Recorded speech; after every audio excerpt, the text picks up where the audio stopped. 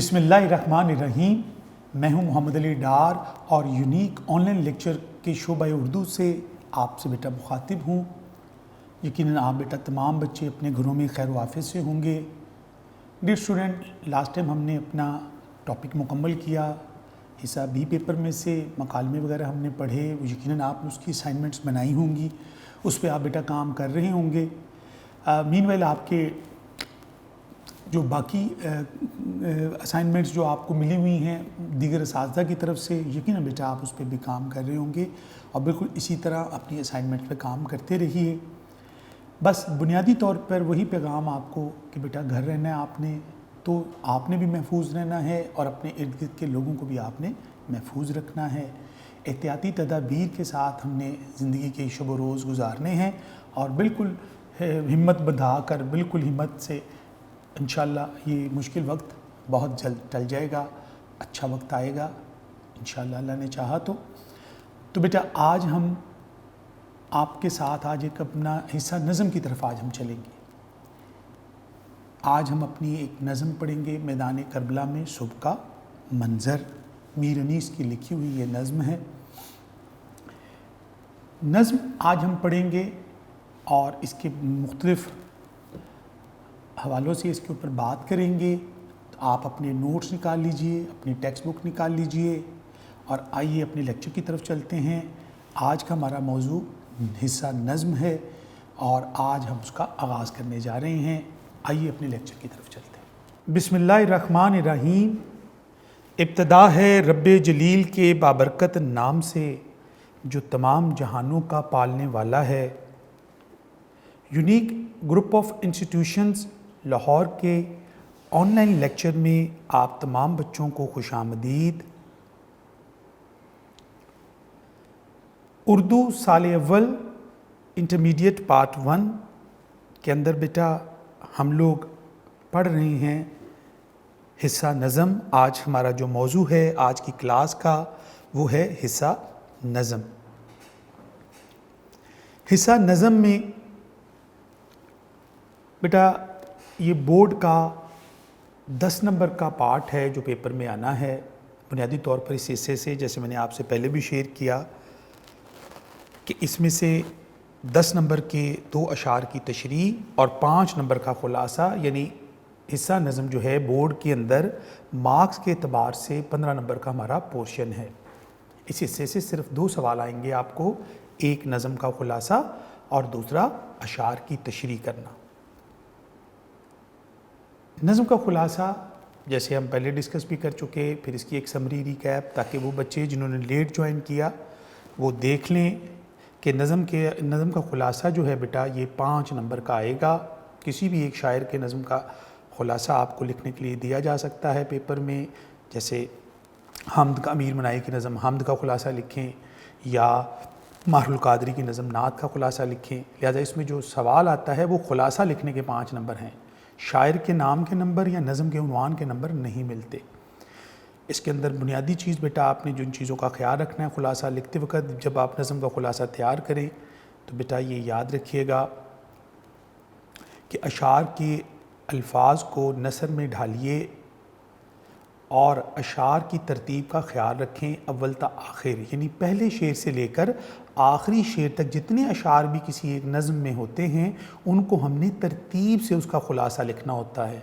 उन अशार को नसरी मफ़हूम में लिखना होता है, नसर के अंदर ढालना होता है, नसर के अंदर उसको लिखना होता है। वो तो नज़म की हैयत में लिखे जाते हैं, आपने उसको नसर के अंदर लिखना है, यानी एक उसके अशार के मफ़हूम को तरतीब से।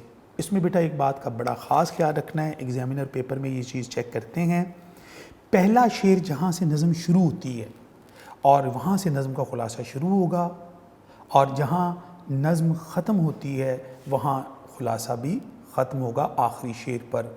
इससे पहले और इसके बाद किसी बात को लिखने की ज़रूरत नहीं होती, किसी किस्म की वजाहत या तबसरा नहीं होता। जैसा कि दूसरा पॉइंट आप देखें, नज़म के खुलासे में बाहर से कोई बात शामिल ना करें। ये बातें बेटा इसलिए आपसे बार बार दोहराई जा रही हैं कि जो तालिब इल्म बाज़ औक़ात कुछ लेक्चर बच्चों के मिस हो जाते हैं, फिर वो क्वेश्चंस करते हैं, तो इसलिए इन चीज़ों को, इन स्लाइड्स को आपसे दोबारा शेयर किया जा रहा है, उसकी एक समरी ان ڈیٹیل ہم پہلے بھی ڈسکس کر چکے. تو میرا بیٹا خلاصے میں کوئی بات خود سے ایڈ نہیں کرنی، یعنی وضاحت نہیں کی جا سکتی اس میں، بلکہ ہم نے تمام اشعار کا مفہوم جو ہوتا ہے اس کو ترتیب سے لکھنا ہوتا ہے، اس کی جو نثر کے اندر ڈھالنا ہوتا ہے اس کو. اس کے بعد بیٹا نظم کا خلاصے کی جو طوالت ہے یہ ذہن نشین کر لیں 8 سے 10 سطروں پر مشتمل ہوتی ہے. یعنی کوشش کریں کہ ایک خلاصہ جو نظم کا ہوتا ہے 8 سے 10 سطروں پر لکھنا چاہیے. ایک ایوریج میں آپ کو بتا رہا ہوں، ہو سکتا ہے کسی بچے کا 10 سے 11 سطروں پر ایک خلاصہ چلا جائے، اس میں کوئی پریشان ہونے کی بات نہیں ہے. 1-2 سطور پلس ہو سکتی ہیں، ایک آدھی لائن 1-2 لائنیں، لیکن 1-2 سطور کو ہی ہم پلس کریں گے، کیونکہ بعض اوقات طالب علموں کی جو رائٹنگ فاؤنٹ ہوتا ہے وہ کچھ بچے بہت بولڈ لکھتے ہیں، کچھ بچے نیرو لکھتے ہیں، تو ظاہری بات ہے اس سے ان کی جو خلاصے کی طوالت ہے وہ 1-2 سطریں بڑھ جائے گی یا 1-8 سطر کم ہو جائے گی. اس لیے میرا بیٹا آپ نے اس سے پریشان نہیں ہونا کہ سر نے 8 اور 10 سطور کہی ہیں. 8 سے 10 بھی ہو سکتی ہیں، 9 سے 11 بھی ہو سکتی ہیں، لیکن اتنا مارجن رہتا ہے. بلکہ وہ نظمیں جو بند کی حیت میں لکھی ہوتی ہیں ان کے خلاصے کی جو طوالت ہے وہ تھوڑی سی 1-8 سطر زیادہ ہی ہوتی ہے. تو آپ نے، لیکن آپ کی کوشش یہ ہونی چاہیے، ایک اچھا طالب علم اپنے خلاصے کو اس طرح سے تیار کرتا ہے کہ اس میں بالکل نچوڑ اس کا پیش کرتا ہے، اور جو کہ عام طور پر ایک بورڈ کے اندر جو ہم نے امتحانوں میں دیکھا ہے اچھے پیپرز کے اندر وہ 8-10 لائنوں میں بچہ اپنی بات مکمل کر لیتا ہے، پوری نظم کا خلاصہ یا نچوڑ لکھ لیتا ہے. چوتھا پوائنٹ بیٹا، آپ نے اہم نکات کو مارکر سے نمایاں کرنا ہے اور اس میں املا کی غلطی نہیں کرنی. املا کی غلطی سے گریز کریں، تاکہ اس میں مارکر سے ہم اس لیے نمایاں کرتے ہیں کہ نظم کے اشعار کی ترتیب اول تا آخر نمایاں ہو جائے. یعنی اگر فرض کیجئے کہ نظم میں 8 یا 7 اشعار ہیں تو ہم کوئی 7 ایسے لفظ یا 6 ایسے لفظ جو نظم کی ترتیب کو نمایاں کرتے ہوں اس کو لکھنے کے بعد اس پر مارکر سے اس کو پرومیننٹ کر دیتے ہیں. لیکن یہ خیال رہی کہ اس میں املا کی غلطی نہ ہو، اس طرح ایگزامنر کی توجہ زیادہ اس پر آئے گی اور نمبر کٹ جاتے ہیں. تو آپ نے میرا بیٹا املا کا بھی اس میں خیال رکھنا ہے. چھوٹا سا خلاصہ ہوتا ہے، 8-10 لائنوں پر محیط ہوتا ہے یہ، تو اس کے اوپر آپ نے غلطی املا کی نہ کریں. اور پہلا شعر دوسرا کون ہے جہاں تو ہے، یہاں سے شروع ہوتا ہے، ٹھیک ہے، جس کو کہتے ہیں رازداں تو ہے. آخری مصرع، پہلے مصرے سے لے کے آخری مصرے تک ہم نے چلنا ہوتا ہے، پہلے اور بعد میں کوئی بات نہیں ہوتی، اور بالکل ترتیب سے کوئی شعر مس نہ ہو جائے، تمام اشعار کا احاطہ کرنا ہے اور مارکر سے اس کو آپ نے نمایاں کریں. یہ ایک تو تھی خلاصے کی ہدایات. اب آ جاتے ہیں انشائی طرز کے اوپر جائیں تو حصہ یہ سوال بورڈ میں آپ کو دوسرا سوال ہوگا، الف جز ہوگا. طرز الاشعار کی تشریح کیجئے، نظم کا عنوان اور شاعر کا نام بھی تحریر کیجئے.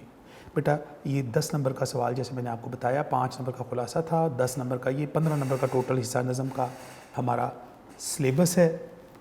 اس میں میرا بیٹا آپ نے یہ خیال رکھنا ہے یہ کمپلسری سوال ہے، یعنی اس میں چوائس نہیں ہوتی. ایک نظم کے اشعار آئیں گے اور 2 شعر آئیں گے، اور ایک ہی نظم سے آئیں گے. میں پھر ریپیٹ کر رہا ہوں، 2 شعر آئیں گے، ایک شعر کی تشریح کے 4 نمبر ہوتے ہیں، دوسرے کے بھی 4 نمبر ہوتے ہیں. اگر کوئی بند والی نظم ہو وہ پوری بھی آ جائے تو نمبر 8 ہی رہیں گے. یعنی حصہ نظم کی تشریح کے 8 نمبر ہوتے ہیں ٹوٹل 2 اشعار کے، اور 2 اس کے ایک شاعر کے نام کا نمبر ہے بیٹا، دوسرا نظم کے عنوان کا. شاعر کا نام لکھنا ہے اور نظم کا عنوان لکھنا ہے، اس کا بھی آپ نے خیال رکھنا ہے. اس کے آپ کو 2 نمبر ملیں گے، اور وہ نام جیسے حمد امیر احمد امیر مینائی، تو اس طرح آپ لکھیں گے تو آپ کو 2 نمبر مل جائیں گے. جب آپ اشعار کی تشریح کریں گے اس کے لیے چند ضروری ہدایات آپ سے یہ دوبارہ شیئر کی جا رہی ہیں. چند ضروری ہدایات بیٹا.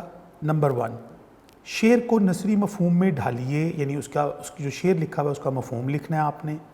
اس کے بعد دوسرا پوائنٹ بیٹا ہے 2.5 سے 3 صفحات پر ایک شعر کی تشریح لکھیں. یعنی ایک شعر کی تشریح، یہ 4 نمبر کا شعر ہے، ایک شعر کی تشریح کتنی ہونی چاہیے؟ 2.5 سے 3 صفحات. میٹرک میں بھی آپ نظموں کی تشریح کر چکے ہیں، وہاں آپ تھوڑی کم کرتے تھے، اب ادھر بڑی کلاس ہے تو تھوڑا سا توقع کی جاتی ہے کہ آپ اس سے زیادہ کریں گے.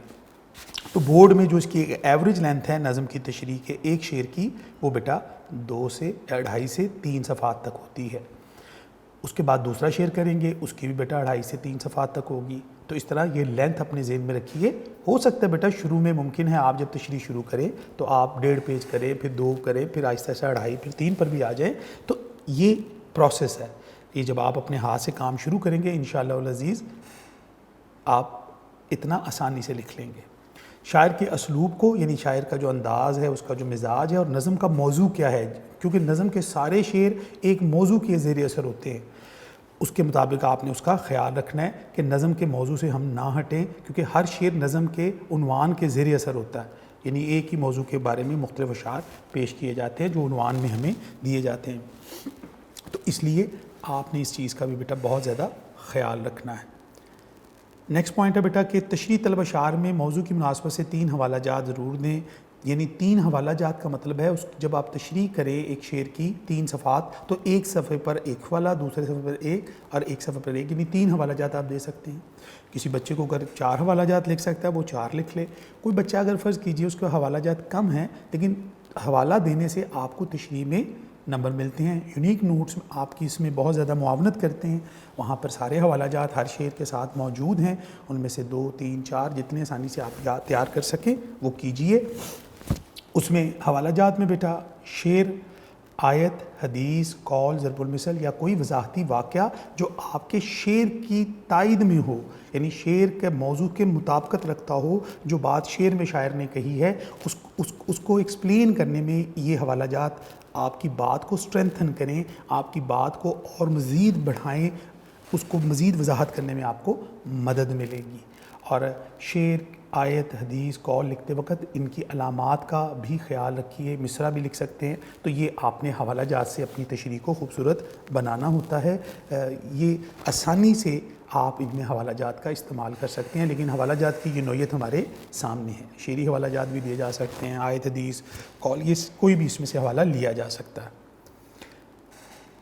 آج جو ہم اپنی نظم پڑھنے جا رہے ہیں جناب امیر انیس کی یہ نظم، یہ ہماری چوتھی نظم ہے، نظم نمبر 4 ہے. تسلیم و رضا ہم نے پہلے پڑھی تھی. اب ہم میدان کربلا میں صبح کا منظر پڑھنے جا رہے ہیں. بیٹا یہ نظم جو ہے اس کے شاعر ہیں میر انیس. سب سے پہلے میں شاعر کی بات کروں، ان کا عہد ہے 1800 عیسوی سے لے کر 1874 عیسوی تک، یعنی وہ انگریز دور ہے. آپ کا تعلق دبستان لکھنؤ سے ہے، یعنی آپ لکھنؤ سے آپ کا وابستہ تھے، یعنی آپ لکھنؤ کے رہنے والے تھے. آپ کے کلام میں جو ہے وہ لکھنوی تہذیب کے اثرات یا اس دور کی جو زبان بندی، جو زبان ہے، بیان ہے، انداز ہے، اسلوب ہے، وہ لکھنوی دبستان کی نمائندگی کرتا ہے. مرثیہ نگاری، آپ نے مرثیہ نگاری کے اندر میر انیس جو ہیں ان کا اصل نام جو تھا وہ ببر علی تھا، تو آپ کو میر انیس کے نام سے شہرت دوام حاصل ہوئی. مرثیہ نگاری میں میر انیس کا کوئی ثانی نہیں ہے.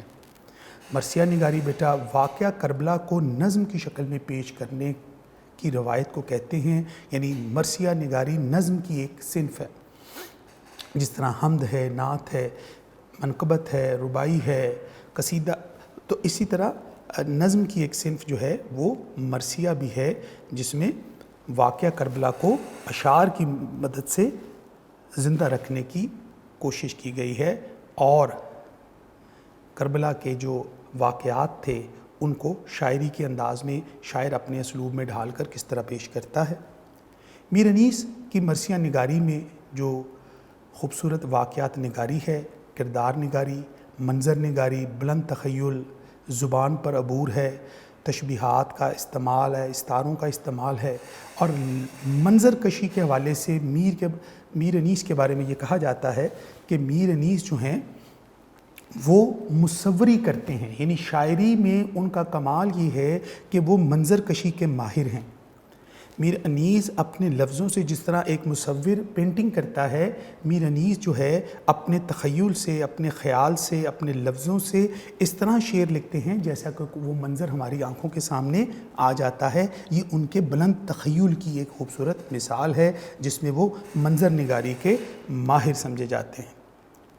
میر انیس نے اس نظم میں کے اندر اس کا ابتدائی ایک طویل مرثیہ ہے میر انیس کا لکھا ہوا، بیٹا یہ اس کا ابتدائی حصہ ہے۔ ابتدائی حصے میں واقعہ کربلا بیان نہیں ہوا، بلکہ واقعہ کربلا سے پہلے جو ایک ابتدائی منظر جو ہے وہ اس نظم میں پیش کیا گیا ہے۔ عام طور پر واقعہ کربلا کی نسبت جو ہوتی ہے وہ ہم اکثر دیکھتے ہیں کہ کربلا کے ساتھ وہ جو سیدنا امام حسین کے ساتھ جو وہاں ان کی شہادت ہوتی ہے کربلا کے میدان میں، اور ان کے ساتھ جو اہل بیت کے ساتھ جو ظلم و بربریت وہاں برتی گئی آل رسول کے ساتھ، وہ ایک دل خراش واقعہ ہے۔ اس واقعے کو بیان کرنے کے لیے اس کے کچھ اجزائے ترکیبی ہیں۔ اس کو نظم کرنے کے لیے شاعر ابتدا کے اندر پہلے منظر، صبح کا منظر، رات کا منظر، سفر کی روانگی، کردار نگاری، سراپا، جنگ، پورے واقعات اس کے اندر بیان کیے جاتے ہیں۔ تو ان واقعات میں یہ ابتدائی حصہ ہے، یعنی یہ نظم جو ہے یہ طویل اشعار پر مبنی ہے۔ یہ مرثیہ جو ہے صنف کے اعتبار سے میر نیس نے بہت طویل لکھا ہے۔ اس میں ہمارے سامنے جو اس کی اشعار آ رہے ہیں، اس کے ٹوٹل ہمارے پاس بیٹا یہ 5 بند ہیں۔ یہ بند کی حیت میں لکھے گئے ہیں۔ ہر بند میں 6 مصرے ہیں، یعنی 3 اشعار ہیں، مسدس کے حیت میں لکھے جاتے ہیں۔ اس میں میر انیس نے یہ میدان کربلا میں صبح کا منظر پیش کیا ہے۔ اس میں بیٹا یہ بھی بات ذہن میں رکھیے، اس نظم کے 2 حصے کر لیجئے۔ پہلے 2 بند خالصتاً جو ہے وہ صبح کے وقت کی موسم بہار کی منظر کشی کی گئی ہے، اور یہ مبالغہ آرائی پہ مبنی ہے، یعنی یہ نظم میں حقیقت نگاری نہیں کی گئی۔ جو لکھنوی انداز فکر تھا، جو لکھنوی زبان دانی تھی، اس کا اظہار کیا گیا ہے۔ یعنی واقعہ کربلا تو بہت بعد میں پیش آئے گا، یہ صرف ایک منظر پیش کیا گیا ہے۔ یہ شاعر کا تخیل ہے، اس کی سوچ ہے۔ شاعر کی سوچ حقیقت کے برعکس ہے۔ حقیقت میں کربلا کا جو میدان ہے وہ ٹیلے ہیں، ریتلے میدان، وہاں ریگستان ہے، اور وہاں جو ہے وہاں ایک گرمی کی شدت اور وہ سارا ماحول ہے وہاں۔ لیکن میر انیس کا تخیل یہ کہتا ہے، اس کی سوچ یہ کہتی ہے کہ میدان کربلا جو ہے وہاں پر اگر صبح کا وقت ہو تو وہاں بہار کی کیفیت ہوگی، اور اس منظر کو اس نظم میں پیش کیا گیا ہے۔ اس کا جو ایک حصہ جو ہے ابتدائی جو بند ہیں وہ صبح کے وقت کی اور بہار کے موسم کی منظر کشی ہے، اور اس کے بعد آخری 2 بند جو ہیں اس میں بیٹا انہوں نے موسم بہاری کی کیفیت کو رکھا ہے، اور اس کے اندر مختلف جو ہیں پھول پودے اور پرندے چرندے نباتات، یہ عبادت کی منظر کشی کی گئی ہے۔ یعنی یہ نظم بنیادی طور پر، یہ بات بیٹا ذہن نشین کر لیجئے، بنیادی طور پر واقعہ کربلا سے منسلک ہے۔ اس کا ابتدا کا ایک تخیل پیش کیا ہے شاعر نے، کیونکہ بیٹا ہر دن کی ایک اہمیت ہوتی ہے۔ واقعہ کربلا کے اندر تو دشمنان اسلام نے سیدنا امام حسین اور ان کے جانثاروں کے لیے تیر، نیزے اور یہ ساری چیزیں راستے میں مشکلات ان کے لیے پیدا کر رکھی تھیں، لیکن اللہ تعالیٰ کی رحمت سے شاعر کا یہ خیال ہے، شاعر یہ تصور کرتا ہے کہ میدان کربلا کے پاس جو باغ ہے، جو جنگل ہے، جو صحرا ہے، وہاں قدرت نے آمد حسین پر ایک خوبصورت اس کی منظر کشی کر رہے ہیں، کیونکہ یہ عام دن کی صبح نہیں ہے، یہ میدان کربلا کی صبح ہے، کیونکہ اس صبح کی نوعیت مختلف ہے، کیونکہ آج یہاں اس صبح کربلا کے میدان میں امام حسین نے آنا ہے، اور اس دشمنوں نے تو تیاری کی ہے ان کے ساتھ جنگ کرنے کی، ان کو تکلیف پہنچانے کی، ان کو شہید کرنے کی، لیکن قدرت نے ان کے لیے ایک مختلف انداز اختیار کیا ہے، ان کو ویلکم کرنے کا ایک مختلف طریقہ اختیار کیا ہے، ان کو خوش آمدید وہاں کے موسم نے کسی اور طرح کیا ہے۔ یہ شاعر کا کیا ہے بیٹا؟ تخیل۔ یہ حقیقت میں ایسا منظر شاعر کی سوچ ہے۔ شاعر کو یوں لگتا ہے کہ اس دن قدرت نے امام حسین کو اس طرح سے وہاں ویلکم کیا ہوگا، اور وہاں کی صبحوں کا منظر یہ ہوگا جس کی ہم بات کر رہے ہیں۔ اور پھر اس کے بعد اس نظم کو آپ بنیادی طور پر 2 حصوں میں ڈیوائیڈ کریں گے۔ پہلا دوسرا بند جو ہے اس میں موسم کی منظر کشی ہے، آخری 2 بند جو ہیں اس میں جو ہے خالصتاً عبادت کی منظر کشی ہے، بہار کے موسم میں ہی، صبح کے موسم میں ہی، اور درمیان میں ایک بند ہے جس میں ایک منظر پیش کیا گیا ہے جس کا واقعہ کربلا کے حوالے سے اس کو ڈسکس کیا گیا ہے۔ تو یہ میرا بیٹا یہ ذہن میں رکھیے گا، ایک گریز کا بند اس کے اندر جو ہے، تیسرا بند جو ہے وہ گریز کا ہے۔ یہ واقعہ کربلا کی طرف روانہ جب مرثیہ لکھتے ہیں تو اس کی بات کرتے ہوئے یہاں پر آتے ہیں۔ تو میرا بیٹا یہ ذہن میں رکھیے، نظم کو دو حصوں میں الگ کر لیجئے گا۔ پہلے حصے میں خالصتاً موسم کی کیفیت اور صبح کے وقت کی منظر کشی، اور دوسرے حصے میں عبادت کی منظر کشی ہے۔ تو اس میں واقعہ کربلا بعد میں پیش آنا ہے، یہ اس کی آغاز حصے سے لیا گیا ہے۔ تو ہم یہ جو بند پڑھنے جا رہے ہیں اس میں واقعہ کربلا بیان نہیں ہوگا، وہ اس مرثیے میں آگے چل کر آتا ہے، لیکن ہمارے سلیبس میں یہ 5 بند ہیں جن کو ہم نے ڈسکس کرنا ہے، اور اس کی منظر کشی جو ہے وہ شاعر کے تخیل کے مطابق ہے، اس کا حقیقت سے تعلق ہونا ضروری نہیں ہے۔ شاعر کی یہ سوچ ہے، یہ مبالغہ آرائی سے کام لیا گیا ہے، تو آپ نے اس نظم کو اس انداز میں دیکھنا ہے، کیونکہ وہاں گرمی تھی، شدید گرمی تھی، لیکن یہاں شاعر نے اس منظر کو تبدیل کر دیا ہے۔ یہ شاعر کی سوچ ہے، یہ شاعر کا تخیل ہے۔ تو آئیے بیٹا اپنے نظم کی طرف اب بڑھتے ہیں۔ یہ میں نے جو تعارف آپ کو کروایا شاعر کا، یہ میں نے آپ کو جو نظم کے حصے کیے ہیں، اس سے آپ نے الگ الگ تیار کرنا ہے، یعنی ہر بند کو اس حصے کے اندر رہ کر دیکھنا ہے۔ تو ہم آغاز کرتے ہیں اپنی نظم کا۔ میدان کربلا میں صبح کا منظر، وہ صبح ہو جب امام حسین نے وہاں آنا تھا، وہاں کی صبح کیسی تھی کربلا کے میدان میں۔ یہ شاعر کا تخیل یہ کہتا ہے کہ وہاں بہار کی کیفیت تھی، جیسا کہ اس تصویر میں جو منظر نگاری کی گئی ہے، پھول کھلے ہوئے ہیں، اتنے پھول ہیں کہ درخت بھی پھولوں سے بھرے ہوئے ہیں۔ حقیقت سے اس سے کوئی تعلق نہیں ہے، یہ امیجینیشن ہے، اس امیجینیشن پہ بات ہو رہی ہے۔ تو آئیے بیٹا ہم اپنا پہلا اس کے میدان کربلا میں صبح کے منظر کے کچھ مشکل الفاظ کی تراکیب ہیں، مفاہیم ہیں، وہ دیکھ لیتے ہیں تاکہ آپ کو تیاری کرنے میں آسانی رہے۔ کربلا، کرب و بلا یعنی دکھ اور غم کی وادی ہے۔ زنگاری کہتے ہیں سبز رنگ کا، گوہر یکتا بے مثال، جوہر قیمتی موتی ایسا جس کی کوئی مثال نہ ہو، جواہر نگار موتیوں کی طرح خوبصورت یا جس میں جڑاؤ کام ہوا ہو، موتی وغیرہ لگے ہوں کسی چیز میں۔ تیہو کہتے ہیں تیتر کی قسم کا ایک چھوٹا سا پرندہ ہے۔ طاؤس مور کو کہتے ہیں، پیکاک کو، دراج تیتر کو، کبک چکور کو، مرغانی خوشنوا اچھی آواز والے، میٹھی آواز والے خوبصورت پرندوں کی جو آواز ہوتی ہے۔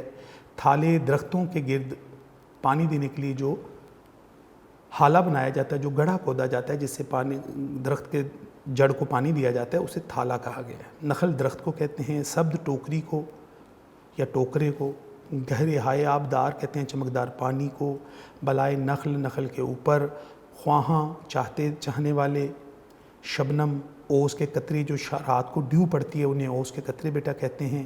نسیم صبح کی تازہ ہوا، یہ جو صبح کے وقت ٹھنڈی ہوا چلتی ہے وہ نسیم کے جھونکے ہوتے ہیں، اسے نسیم کہتے ہیں، صبح نسیم صبح کی ٹھنڈی ہوا جو ہوتی ہے۔ طائر لفظ ہے، طاہر نہیں ہے، طاہر کا مطلب پاکیزہ ہوتا ہے، طائر ہے لفظ، طائر پرندے کو کہتے ہیں۔ حق سرا اس کا راز سچ ہے، اللہ تعالیٰ کی ذات حق ہے، یہ عارفوں اور درویشوں کا نعرہ ہے۔ حق سرا اللہ کے جو درویش ہیں وہ اللہ کو حقیقت مانتے ہیں، اللہ کی ذات ہی حق ہے۔ علی العموم کا مطلب ہوتا ہے عموماً، عام طور پر۔ رب اعلیٰ کہتے ہیں سب سے اعلیٰ رب، یعنی اللہ تعالیٰ کی ذات۔ مدح تعریف حمد توصیف بیان کرنا، خوبیاں۔ فلک آسمان کو، گلشن زہرا حضرت فاطمہ کا گھر، حضرت فاطمہ الزہرا یعنی امام حسین کا جو والدہ جو ہیں ان کا گھر جو ہے۔ تحلیل کہتے ہیں لا الہ الا اللہ پڑھنا۔ سب سے پہلے بیٹا ہم نے بورڈ میں 2006 میں یونیک کے پیج نوٹس کے اندر آپ اگر پیج دیکھیں 146 پہ یہ خلاصہ ہے، 45 پر مشکل الفاظ کے میننگز ہیں، تو بیٹا یہ دیکھ لیجئے گا۔ میدان کربلا میں سب سے پہلے خلاصہ پڑھتے ہیں جی۔ میدان کربلا میں صبح کے وقت ٹھنڈی ہوا چل رہی تھی، اوس سے دھلے سبزے کے سامنے آسمان کی چمک بھی ماند پڑتی دکھائی دے رہی تھی۔ پھولوں کی مہک ہر طرف پھیلی ہوئی تھی، شبنم کے قطرے پھولوں کی پتیوں اور درخت کے پتوں پر موتی کی طرح چمک رہے تھے۔ مختلف پرندوں کی دلکش آوازیں فضا میں گونج رہی تھیں، سرسبز و सरसब्ज दरख्त पھولوں کی کثرت سے سرخ لباس میں دکھائی دے رہے تھے۔ حضرت فاطمۃ الزہرا کے خاندان کی پیاس دیکھ کر شبنم گلاب کے کٹوروں میں جمع ہو گئی تھی۔ وہ نباتات ہوں، پھول ہوں، کانٹے ہوں، پرندے ہوں، حتیٰ کہ چونٹی سے ہرن اور شیر تک، سب کے سب اپنے اپنے انداز میں اللہ تعالیٰ کی پاکیزگی اور رضا کی ہمیشگی، قدرت اور وحدانیت کا اعتراف کر رہے تھے۔ یہ بیٹا اس نظم کا خلاصہ ہے۔ اس کے اندر وہ تمام بند جو ہیں ان کا مفہوم اگر آپ اکٹھا کریں تو یہ خلاصہ آپ نے ایسے ہی لکھنا ہے۔ اس میں میدان کربلا کے لفظ کو مارکر سے پرومنیٹ کر سکتے ہیں، اوس سے دھلے ہوئے لفظ پرومنیٹ کیا جا سکتا ہے۔ اسی طرح آپ آسمان کی چمک کی بات ہو سکتی ہے، اس میں پھولوں کی مہک کی بات ہو سکتی ہے، ٹھیک ہے، پتوں پر موتیوں کی جگمگا رہے تھے۔ اسی طرح پرندوں کی دلکش آوازیں مارکر سے پرومنیٹ کیا جا سکتا ہے، سرخ لباس والے درختوں کو کیا جا سکتا ہے، فاطمۃ الزہرا کے خاندان کی پیاس کے لفظ کو پرومنیٹ کیا جا سکتا ہے۔ کوئی ان میں سے آپ آسانی سے جو آپ کو آسان لگیں ان میں سے لفظ لے سکتے ہیں۔ نباتات کو لے سکتے ہیں، ہمیشگی، وحدانیت کا اعتراف، چونٹی اور شیر، یہ لفظ جو ہے امپورٹنٹ ہے، ان کو اگر آپ پرومنیٹ کرتے ہیں تو یہ نظم کی ترتیب نمایاں ہو جاتی ہے۔ پہلا بند دیکھتے ہیں بیٹا، لاہور بورڈ میں 2007 اور 2018 میں یہ آ چکا ہے۔ پہلا بند ہے جی، میں پھر بیٹا ریپیٹ کر دوں کہ یہ پوری نظم جو ہے تخیل پر بیس ہے، شاعرانہ تخیل ہے، حقیقت کے برعکس ایک منظر پیش کیا گیا ہے۔ کربلا کا میدان، ریگستان، گرمی، دھوپ، پیاس اور وہاں جو کیفیت تھی وہ اور تھی، لیکن شاعر کا تخیل یہ ہے کیونکہ وہاں امام حسین تشریف لانے تھے، ایک ایسی عظیم ہستی نواسہ رسول نے تشریف لانا تھا، حضرت فاطمہ کے جگر کے ٹکڑے میں تشریف لانی تھی، حضرت علی کے شعر میں تشریف لانی تھی، تو یہ جو ان کی عظمت ہے یہ اس کی تعریف ہے۔ اور مرثیہ بیٹا ایسی نظم ہوتی ہے جس میں تعریف بیان کی جاتی ہے، اس کے اوصاف بیان کیے جاتے ہیں ان ہستیوں کے، تو اور اس واقعے کو یہاں قلم بند کیا گیا ہے۔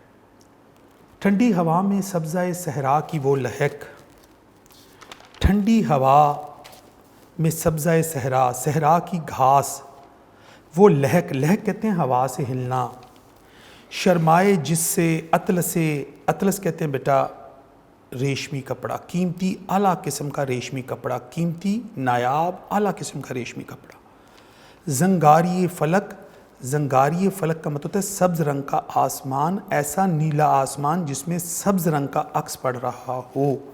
مشکل فاز کے میننگ میں بتاتا جا رہا ہوں، آپ بیٹا نوٹ کرتے جائیے۔ وہ جھومنا درختوں کا، جھومنا خوشی کا اظہار کرنا، پھولوں کی وہ مہک، پھولوں کی خوشبو، مہک کا مطلب ہوتا ہے خوشبو، وہ جھومنا خوشی کا اظہار کرنا۔ پھولوں کی مہک، پھولوں کی خوشبو اس دن بہت زیادہ تھی۔ ہر برگ گل پہ، برگ گل کہتے ہیں بیٹا پھول کی پتی کو، پہ قطرہ شبنم کی وہ جھلک، قطرہ شبنم کی وہ جھلک، یعنی پھول کی پتیوں کے اوپر شبنم کے قطرے یعنی اوس کے قطرے پڑے ہوئے تھے، وہ جھلک ہوتا ہے اس کا عکس، اس کی تصویر دکھائی دے رہی تھی کہ درختوں کی، پھولوں کی پتیوں کے اوپر شبنم کے قطرے چمک رہے تھے۔ ہیرے خجل تھے، ہیرے شرمندہ ہو رہے تھے، گوہر موتی کو کہتے ہیں بیٹا، یکتا بے مثال، نثار ہو رہے تھے، قربان ہو رہے تھے، کس چیز پر؟ اس پھولوں کے پتیوں کے اوپر پڑے ہوئے شبنم کے قطروں کی چمک دیکھ کر ہیرے کیا ہو رہے تھے؟ شرمندگی محسوس کر رہے تھے۔ گوہر یکتا، قیمتی موتی، بے مثال موتی جو تھے وہ بھی قربان ہو رہے تھے۔ پتے بھی ہر شجر کے جواہر نگار تھے، پتے، درختوں کے اوپر جو پتے تھے، شجر کہتے ہیں بیٹا درخت کو، درختوں کے اوپر جو پتے لگے ہوئے تھے ان پتوں پر بھی اوس کے قطرے پڑے ہوئے، ایسا لگتا تھا جیسے کسی ماہر جوہری نے ان کے اوپر موتی جڑ دیے ہوں۔ صبح کے وقت کی کیفیت کی منظر کشی کرتے ہوئے میر انیس نے ایک منظر پیش کیا ہے اپنے تخیل سے۔ صبح کا وقت بہار کے موسموں کے مطابق ہوتا ہے، صبح کا وقت جو ہے جنت کے اوقات میں سے ہے۔ اس بند میں جناب میر انیس کہتے ہیں کہ صبح کے وقت کربلا کے جنگل کے اندر سبزہ ہی سبزہ تھا، اتنا چمکدار سبزہ تھا، اتنی زیادہ وہاں سبزہ اور ہریالی تھی کہ تا حد نگاہ گرینری ہی گرینری تھی، اور اتنا سبز رنگ دیکھ کر اس گھاس جو اگی ہوئی تھی اس کی اتنی ملائم تھی کہ ریشم کا کپڑا بھی اس کو دیکھ کر ماند پڑ جائے، یعنی ریشم کی جو لہک ہوتی ہے وہ بھی ماند پڑ جائے. اور آسمان کا رنگ زمین پر عکس پڑتا ہے نیلے آسمان کا، لیکن زمین کے اوپر جو سبزہ تھا اس کا عکس آسمان پر پڑتا تھا، تو آسمان زنگاری فلک ہو گیا تھا، یعنی ایسا آسمان جس پر سبز رنگ کا عکس چھا رہا ہو. اور وہاں پر درخت خوشی سے ہوا چلنے سے درختوں کی شاخیں جھومتی تھیں.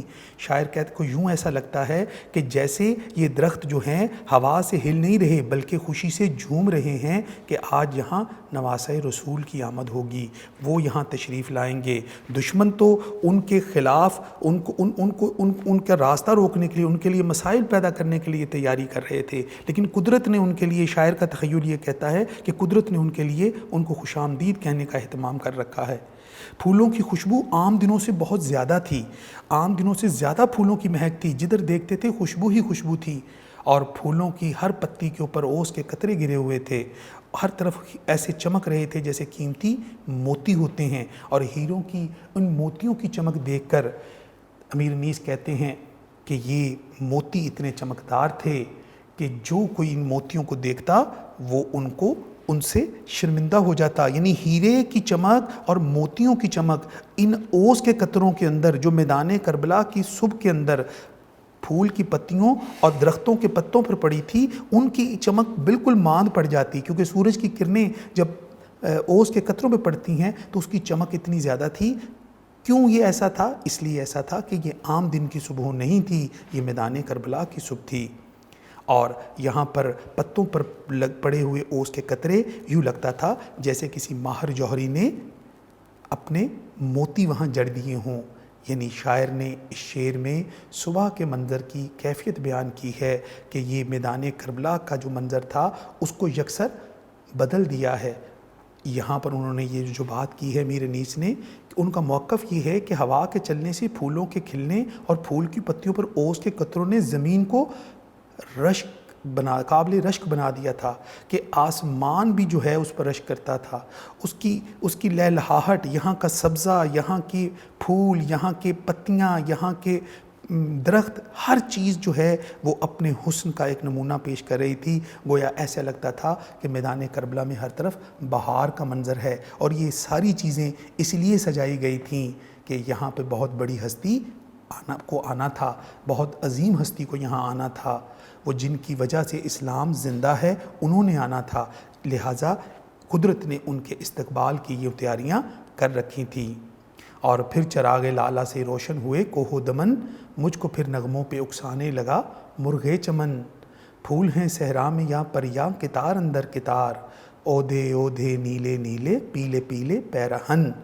اور برگ گل پہ رکھ گئی شبنم کا موتی باد صبح، اور اس موتی کو چمکاتی ہے سورج کی کرن.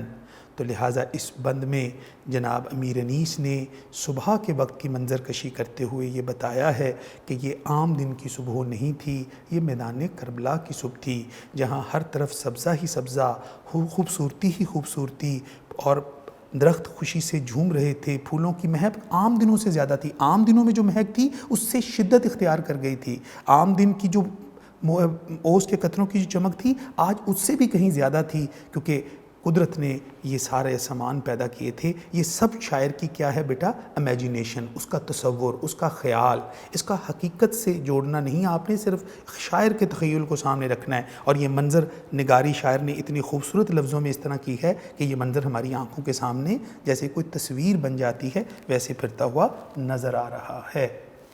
ڈیئر اسٹوڈنٹس، ابھی ہم نے نظم میدان کربلا میں صبح کا منظر کا بیٹا ایک بند پڑھا، اس کا خلاصہ پڑھا، اس کے مشکل الفاظ کی تفہیم، اس کی معنی دیکھے، اور ساتھ بیٹا آپ نے امیر انیس کی جو مرثیہ نگاری ہے، ان کی جو شاعرانہ اوصاف ہے، اس کو ہم نے ڈسکس کیا بیٹا.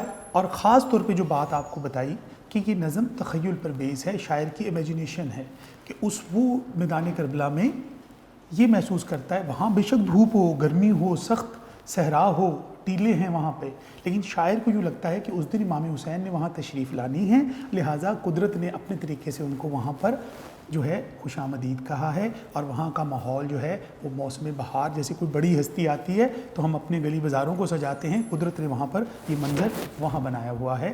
یہ شاعر کی تخیل ہے، وہ یہ محسوس کرتا ہے۔ تو بیٹا یہ نظم کے دو حصے، ایک صبح کے وقت بہار کی کیفیت کا منظر، اور دوسرا اسی بہار کی کیفیت کی منظر کشی میں عبادت کی منظر کشی، یہ نظم کے یہ حصے ہم نے ذہن نشین کرنے ہیں۔ انشاءاللہ باقی بند جو ہیں، باقی اشعار جو ہیں اگلے لیکچر میں آپ سے ڈسکس کریں گے۔ تب تک کے لیے مجھے اجازت دیجیے بیٹا، اللہ حافظ۔